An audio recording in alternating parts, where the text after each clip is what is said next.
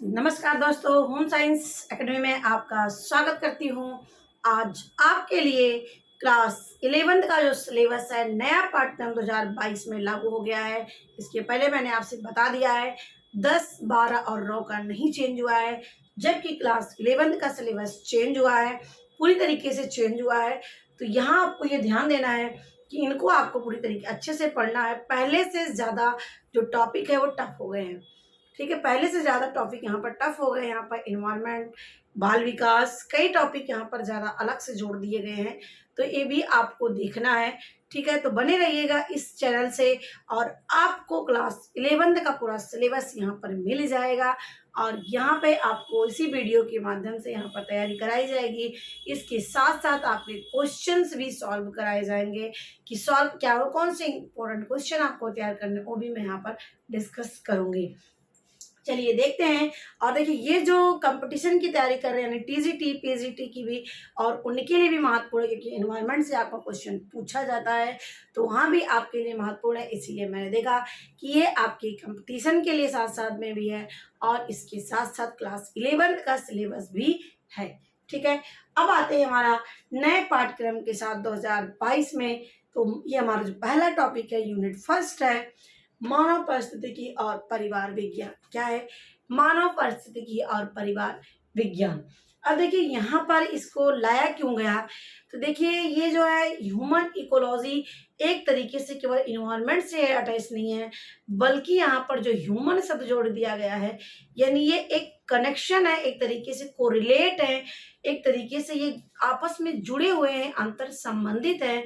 इसकी अलग से परिकल्पना करना तो ये अतिशयोक्ति होगी, यानी ये सही नहीं होगी, बल्कि इसको क्या किया जाएगा, इसको हम जोड़ा गया इसमें कि एक अंतर विषयक के रूप में ह्यूमन इकोलॉजी। पहले आपने इकोलॉजी शब्द पढ़ा होगा, लेकिन जो नया आपके लिए आया है वो ह्यूमन इकोलॉजी, यानी इकोलॉजी को किससे जोड़ दिया गया है? मानव से जोड़ दिया गया है, क्योंकि मानव ही इसका अहम रोल होता है। मानव और प्रकृति एक दूसरे से कनेक्टेड हैं, एक दूसरे से जुड़े हुए हैं, इसीलिए इनको आपको जानना जरूरी है। ठीक है, अब हम यहाँ पे देखते हैं कि इकोलॉजी, एक सेकेंड,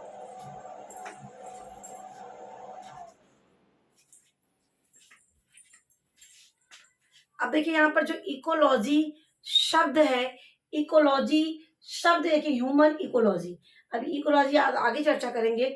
यहाँ पर ह्यूमन इकोलॉजी है, यह एक अंतर विषयक विज्ञान, यानी एक विषय नहीं है बल्कि एक दूसरे से ये जुड़े हुए अंतर विषयक है विज्ञान है, जो मनुष्य, मानव समाज और मानव निर्मित पर्यावरण से ये अंतर संबंधित होते हैं। इसीलिए केवल एक विषय नहीं है बल्कि अंतर विषयक है, यानी यहाँ पर मानव भी है, मानव का समाज भी है और मानव के द्वारा निर्मित पर्यावरण भी है, क्योंकि हम क्या है, हम एक सामाजिक प्राणी हैं, समाज से जुड़े हुए हैं और समाज में रह करके अपनी आवश्यकताओं की हम पूर्ति करते हैं। तो इसीलिए इकोलॉजी आपका जो पर्यावरण है, यहाँ पर ह्यूमन इकोलॉजी जोड़ दिया गया है, क्योंकि मानव इससे क्या है, जुड़ा हुआ है, इंटरकनेक्टेड है, सारी क्रियाएं उसकी उसी से जुड़ी हुई है। तो याद जानना है कि ह्यूमन इकोलॉजी एक अंतर विषय विज्ञान है जो मनुष्य, मानव समाज और मानव निर्मित पर्यावरण से बने हुए हैं। ठीक है, और इन तीनों का ही अध्ययन करता है हमारा इकोलॉजी। इकोलॉजी में 3 चीजों का अध्ययन करता है, मनुष्य का, मनुष्य के समाज का, मनुष्य के पर्यावरण, इन तीनों का अध्ययन करता है इसमें, ह्यूमन इकोलॉजी में। पहली बात आपने जाना कि ह्यूमन इकोलॉजी होता क्या है।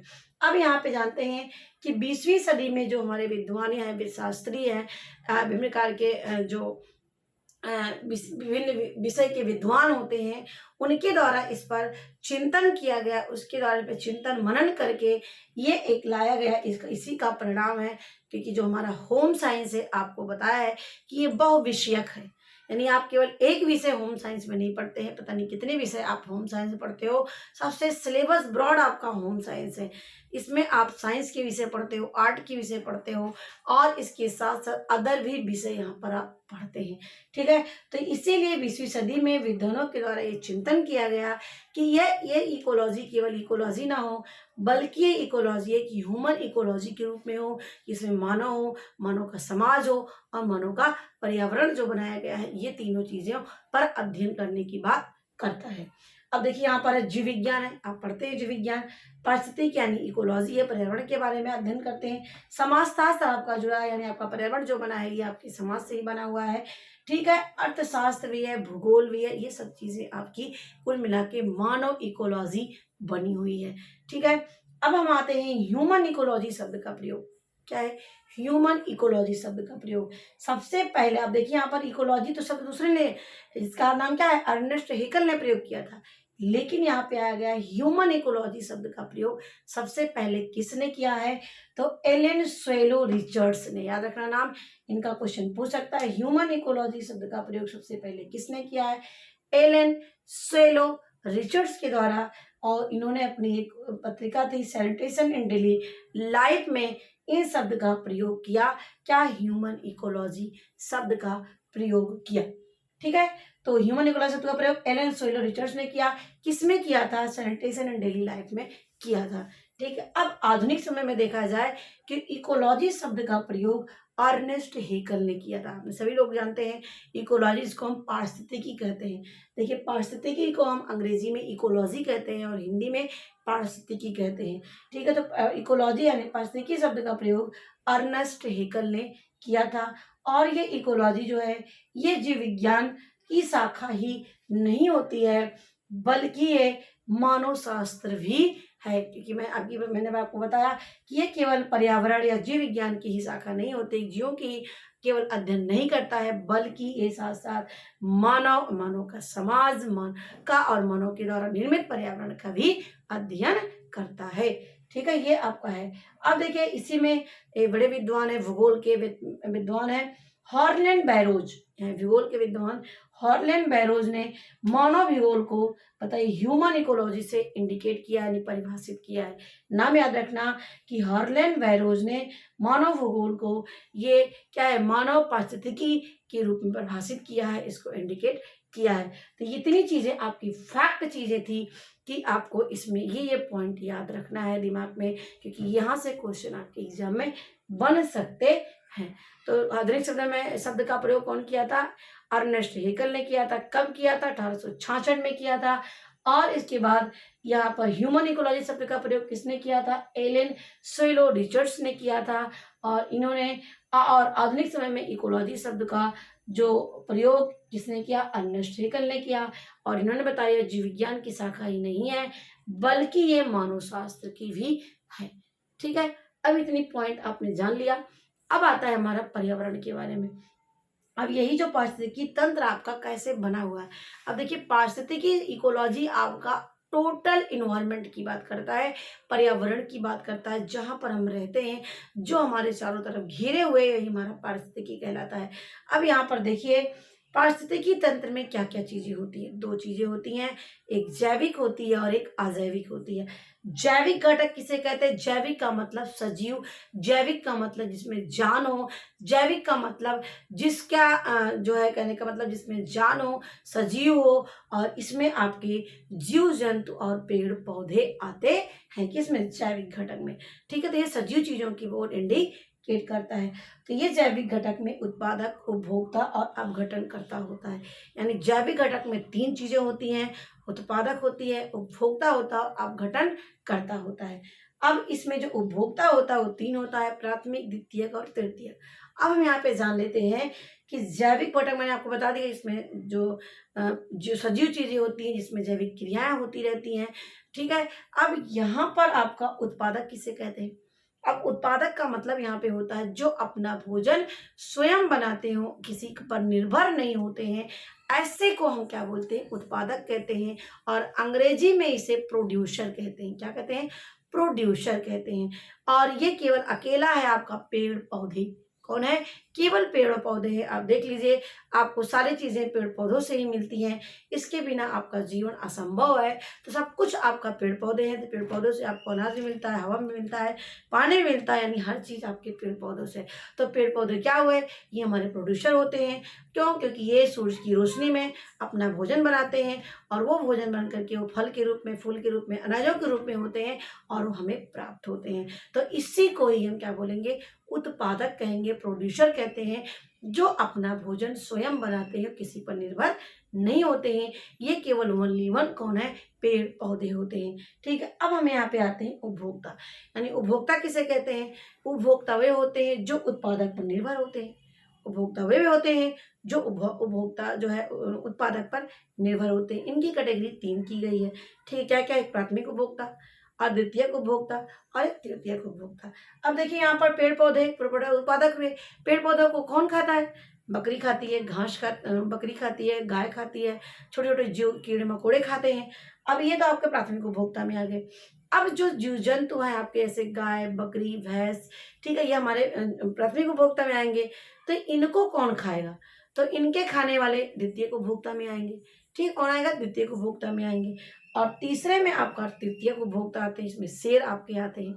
ठीक है, तो ये सारी चीजें आपकी तृतीयक में आपके मनुष्य भी आता है तृतीयक में, क्योंकि मनुष्य आपका सर्वाहारी होता है। ठीक है, तो प्राथमिक में शाकाहारी होते हैं, द्वितीयक में मांसाहारी होते हैं और तृतीयक में सर्वाहारी होते हैं। यानी ये वेज भी खाते हैं और नॉन वेज भी खाते हैं। पेड़ पौधों से उत्पन्न चीजों को खाते हैं, साथ में जीव जंतुओं के मीट को भी, मांस को भी खाते हैं। तो ये 3 कैटेगरी होती है, प्राथमिक, द्वितीयक और तृतीयक। अब आता है हमारा अजैविक घटक। अजैविक मतलब जिसमें जान ना हो, जो सजीव ना हो, उसे अजैविक घटक कहते हैं। अजैविक घटक के 3 तत्व होते हैं, अकार्बनिक, कार्बनिक और जलवायु। अकार्बनिक किसे कहते हैं? अकार्बनिक में जिसमें कार्बन की मात्रा नहीं होती है, इसमें आपका खनिज तत्व आते हैं, जिसमें आपके कैल्शियम, विटामिन, प्रोटीन, ये हमारे क्या है? ये हमारे क्या है? अकार्बनिक तत्व होते हैं। क्या होते हैं? हमारे अकार्बनिक तत्व होते हैं। और इसी को हम जो है अकार्बनिक तत्व में ये आपके खनिज आते हैं। इसमें आपके जैसे मैग्नीशियम, पोटेशियम, आयरन, सल्फर, ये क्या है? ये हमारे खनिज तत्व होते हैं। गैस, इसमें कार्बन डाइऑक्साइड, और इसमें आपके और भी अदर भी गैसें आती हैं, oxygen gas, carbon dioxide gas, neon gas. तो ये सारी चीजें आपकी, यानी गैस और खनिज लवण अकार्बनिक तत्व में, इसमें कार्बन की मात्रा नहीं होती है। ठीक है, और कार्बनिक तत्व में आपके जितने पोषक तत्व होते हैं, कार्बोहाइड्रेट, प्रोटीन, विटामिन, खनिज लवण को छोड़ करके वसा, ये आपके क्या होते हैं? कार्बनिक तत्व, इसमें कार्बन की मात्रा होती है। तीसरा पॉइंट आता है यहाँ पर जलवायु। जलवायु में क्या आता है हमारा? वायु, ताप, जल, अग्नि और नमी। ये हमारे क्या है? जलवायु संबंधित होता है, जो हमारे प्रकृति में होते हैं और इनके इनके बिना हमारा जीवन संभव नहीं है। वायु नहीं होगा, जल नहीं होगा, ताप नहीं होगा, ये हमारे क्या है? ये सारी चीजें किसमें आती हैं? जलवायु के अंतर्गत आती हैं। तो ये सब क्या होते हैं? ये अजैविक घटक होते हैं। क्या होते हैं? अजैविक। अजैविक 3 होते हैं, अकार्बनिक, कार्बनिक और जलवायु। ठीक है, और जैविक मैंने आपको बताया, उत्पादक, उपभोक्ता और अपघटन, ये भी 3 चीजें होती हैं। उत्पादक 3 होते हैं, प्राथमिक, द्वितीयक और तृतीयक। इतनी चीजें मैंने आपको यहाँ पर डिस्कस कर दिया। अब हम आते हैं पर्यावरण। हमारा क्या है? पर्यावरण हमारे 2 तत्वों से मिलकर बना है, परिधन, आवरण। देखिए ये सारी चीजें आपके क्लास 11th के सिलेबस में पहले यूनिट में ये सारी चीजें दी गई हैं। अब लास्ट में आपका मैं होम साइंस पर आएंगे, जो आपकी किताबों में दिया गया है। ठीक है, तो ये पर्यावरण 2 तत्वों से मिलकर बना है, परिधन, आवरण। परि का अर्थ है चारों तरफ और आवरण का मतलब है जो हमें घेरे हुए। यहाँ पे मैं एक एग्जाम्पल देकर के आपको समझाना चाहती हूँ। जैसे यहाँ पर है, हम एक धरती पर हैं और धरती पे हमारे जीव मतलब कि हम लोग रहते हैं, और हमारे चारों तरफ क्या होते हैं? हमारे चारों तरफ आपके जैविक घटक भी हैं और अजैविक भी घटक हैं। जैविक में आपके पेड़ पौधे हैं, जीव जंतु में हैं, और अजैविक में आपके वायु, ताप, जल, हवा, वही वायु, ये सब तापमान, ये सब चीजें क्या है? ये हमें घेरे हुए हैं और इसके बिना हमारा जीवन संभव नहीं है। और हमें ये प्रत्यक्ष रूप में, आप प्रत्यक्ष रूप में हमें क्या कर रहे हैं? प्रभावित कर रहे हैं। क्या कर रहे हैं? हमें ये प्रत्यक्ष और अप्रत्यक्ष रूप में हमें ये प्रभावित कर रहे हैं। तो यही कहने का मतलब है, पर्यावरण का मतलब जो हमें चारों तरफ से घेरे हुए हैं और प्रत्यक्ष और अप्रत्यक्ष रूप से हमें प्रभावित कर रहे हैं। जैसे गर्मी बहुत होती है तो आप बहुत परेशान हो जाते हैं, ठंडी बहुत पड़ रही है तो रजाई में हो जाते हैं, बहुत ठंडी है, बहुत गर्मी है, बहुत बरसात है, तो यानी आप पर उसका प्रभाव पड़ रहा है। तो जब प्रभाव पड़ेगा, चाहे वो डायरेक्ट रूप में, इनडायरेक्ट रूप में, ये सारी चीजें हमें पर्यावरण के ही माध्यम से हो रही है। तो पर्यावरण का मतलब जो हमें चारों तरफ से घेरे हुए हैं, ढके हुए हैं और प्रत्यक्ष अप्रत्यक्ष रूप में हमें प्रभावित करते हैं, उन्हें ही हम क्या कहेंगे? पर्यावरण कहेंगे। एक परिभाषा टॉमसन ने लिखा है कि पर्यावरण ही शिक्षक होता है। उन्होंने कहा कि पर्यावरण ही क्या है, हमारा शिक्षक होता है और शिक्षा का काम ही है छात्र को उसके अनुकूल बनाना। यानी शिक्षक यानी पर्यावरण ही हमारा शिक्षक है और शिक्षक का काम क्या होता है कि जो पर्यावरण के अनुकूल छात्र को उसके अनुकूल बनाना। किसके अनुकूल बनाना? पर्यावरण के अनुकूल बनाना। ठीक है, तो ये हो गया टॉमसन की परिभाषा। अब आते हैं पर्यावरण के प्रकार। पर्यावरण के प्रकार यहाँ पे कई 3 दिए गए हैं, एक प्राकृतिक, एक मानव निर्मित, एक सामाजिक पर्यावरण। ठीक है, अब प्राकृतिक में आपके मैंने अभी जस्ट बता ही दिया, जैविक तत्व, अजैविक तत्व। जैविक मैंने बताया जीव जंतु पेड़ पौधे आपके आते हैं। अजैविक में कार्बनिक तत्व, अकार्बनिक तत्व, ये हमारे अजैविक में आते हैं। ठीक है, और ये प्रकृति के द्वारा निर्मित किया गया, ये तो मानव निर्मित नहीं किया है। अब मानव निर्मित किसे कहते हैं? जिसको मानव ने अपने उद्देश्य के लिए, अपनी आवश्यकताओं के लिए, अपनी सुविधा अनुसार उसका निर्माण किया है, उसे बोलते हैं मानव निर्मित पर्यावरण। कैसे? खेत को बनाया है, ठीक है, अब उसमें चाहे घर बना ले, चाहे खेत बना ले, चाहे उसको फैक्ट्री लगा दे, ठीक है, तो वो खेत हो गया। शहर देखिए पूरा बंद करते जा रहे हैं, शहर के रूप में परिणत होते जा रहे हैं, तो शहर भी मानव ने बनाया और देखिए पूरा इंडस्ट्रियल एरिया ही कर दिया गया पूरे इलाके को। तो क्या है, ये सब चीजें जो मानव के द्वारा बनाए गए हैं, इसे ही मानव निर्मित पर्यावरण कहते हैं। अब हमारा सामाजिक पर्यावरण क्या होता है? सामाजिक पर्यावरण का मतलब हमारे भाव, हमारे रहने खाने पीने का तरीका ही हमारा सामाजिक पर्यावरण होता है, जिसमें रीति रिवाज, धार्मिक, आर्थिक, समाज, ये सारे राजनीतिक, ये सारी चीजें हमारी किसमें आएंगी? सामाजिक पर्यावरण में। यानी जहाँ पर हम रहते हैं, हमारा रहन सहन, खान पान, परिवार के संबंध, समाज से संबंध, ये सारी चीजें हमारी सामाजिक पर्यावरण के अंतर्गत आती है। और इसके बिना भी कोई पर्यावरण यानी महत्वहीन है, क्योंकि प्रकृति में हम रहते हैं, प्रकृति सब कुछ मिलता है और इससे हम जुड़े हुए हैं और इसी से अपने कार्य क्रियाकलाप को हम करते हैं। तो ये चीजें हमारी हो गई पर्यावरण के प्रकार, प्राकृतिक, मानव निर्मित, सामाजिक। एक दो बार आप लोग देखेंगे तो वीडियो आपको तैयार समझ में आ जाएगा और आप अपना नोट्स खुद ही बना लेंगे। अब यहाँ पर क्वेश्चन में लास्ट में आपका कल ये पूरा होगा, तो कल मैं आपको क्वेश्चन यहाँ पर डिस्कस करूंगी यानी नेक्स्ट वीडियो में। अब यहाँ पे परिवार विज्ञान आ गया, क्योंकि यहाँ पे मैंने पढ़ा मानव परिस्थिति के बारे में, अभी तक यहाँ पे पढ़ रहे थे। अब किस पे चलेंगे? परिवार विज्ञान पे चलेंगे। परिवार विज्ञान का मतलब गृह विज्ञान, क्योंकि परिवार विज्ञान आप परिवार पढ़ते, गृह विज्ञान है, गृह मतलब घर का विज्ञान।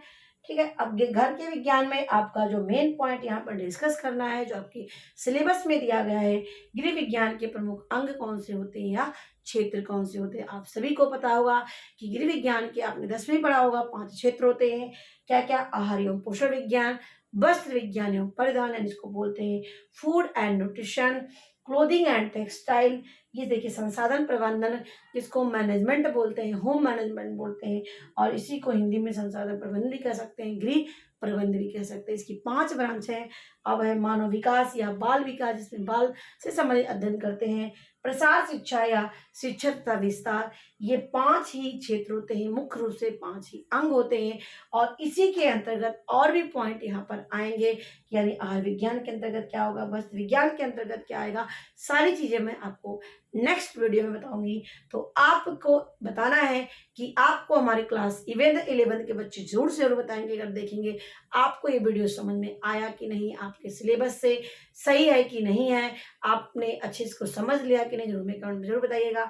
तो मेरी वीडियो देखने के लिए आपको बहुत बहुत धन्यवाद। नेक्स्ट टॉपिक में आपको ये परिवार गृह विज्ञान के क्षेत्र लेकर के आऊंगी। धन्यवाद।